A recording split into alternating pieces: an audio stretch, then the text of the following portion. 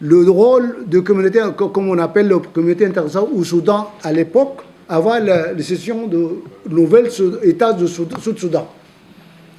Et je peux dire que le Soudan est ciblé par la communauté internationale depuis l'indépendance, même avant l'indépendance, parce que le colonisateur britannique, là, ils ont appliqué en politique, on appelle le zone fermée dans les périodes de colonisation, même avant l'indépendance du Soudan.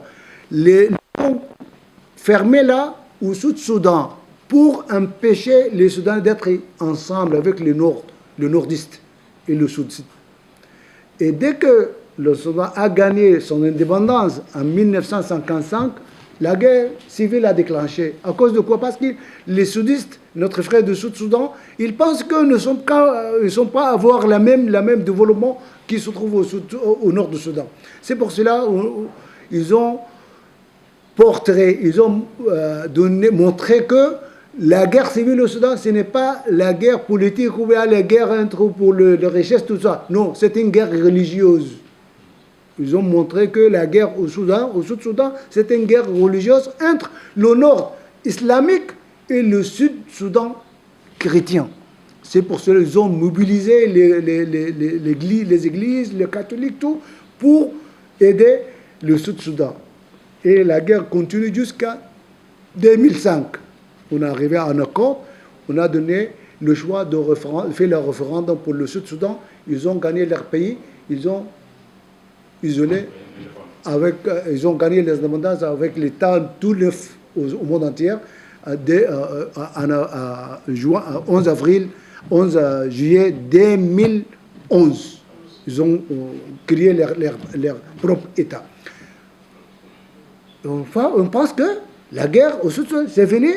Et le Soudan, ça va aller pour exploiter les richesses et les ressources naturelles là. Non, non, ils ne vont pas arrêter là. Il faut toujours faire quelque chose contre le Soudan. Il a déclenché la guerre au Darfour, d'origine Darfour. Et cette fois-ci, là-bas au Sud-Soudan, la guerre, c'est une guerre religieuse. Mais là, au Darfour, c'est une guerre ethnique entre les Arabes et les Africains. Et ils ont fait tout ça, et jusqu'à maintenant, la guerre continue. Et pourquoi? Parce que les Occidentaux, on appelle les grandes puissances là, c'est pas pour le Soudan seulement, c'est toute l'Afrique.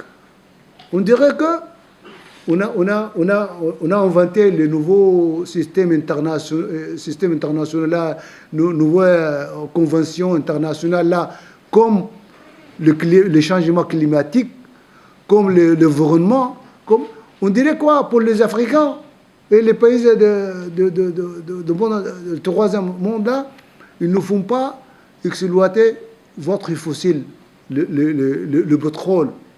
Ils ne font pas couper les forêts pour cuire votre manger nourriture là.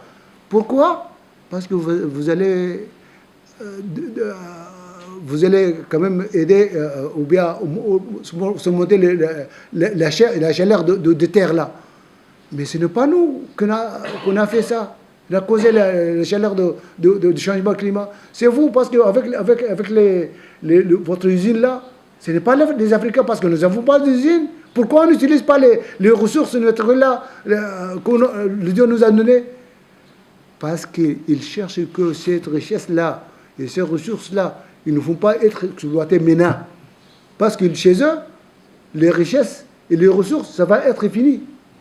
Ils cherchent que laisser ça pour notre nouvelle génération, pour les générations des Occidentaux là, vient faire exploiter ces ressources. C'est la cause.